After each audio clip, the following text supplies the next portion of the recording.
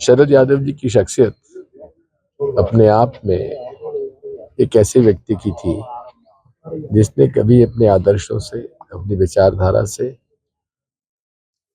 कभी समझौता नहीं किया।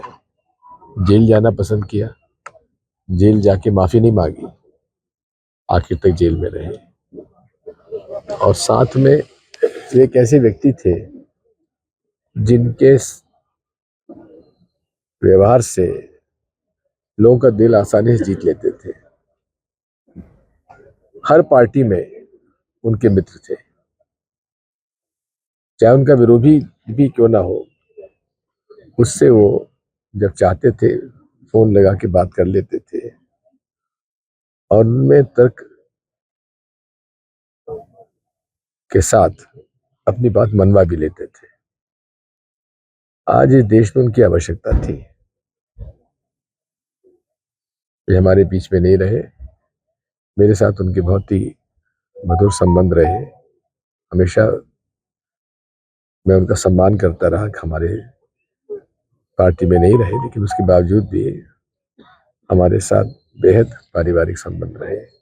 उनके बड़े भाई एसपीएस यादव साहब से हमारे बड़े अच्छे संबंध रहे। मैं तो यहाँ 2-3 बार गांव में आ चुका हूँ।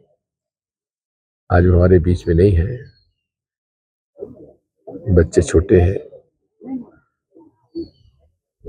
लेकिन योग्य है। मुझे पूरा भरोसा है और हम लोग सब उनके साथ हैं। सर, राजनीति में कितना बड़ा नुकसान है?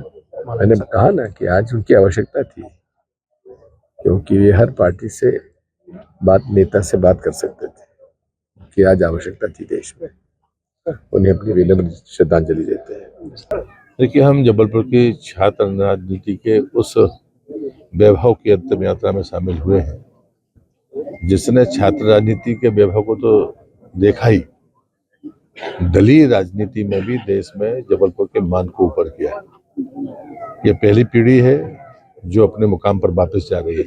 डॉक्टर रावत हो, शरद भाई हो, उस पीढ़ी में आदरणीय निखरा जी भी हैं, तो यहाँ सामने बैठे हैं।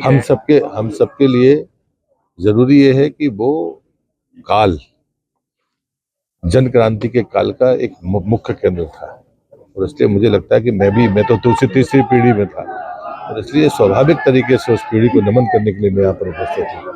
वैचारिक विरोधाभास हो सकते हैं, लेकिन आत्मीयता कभी कम नहीं दिखी। एक संघर्ष का साहस, स्वाभिमान का साहस देने वाला वो कालखंड था, जिसके साक्षी शरद भाई।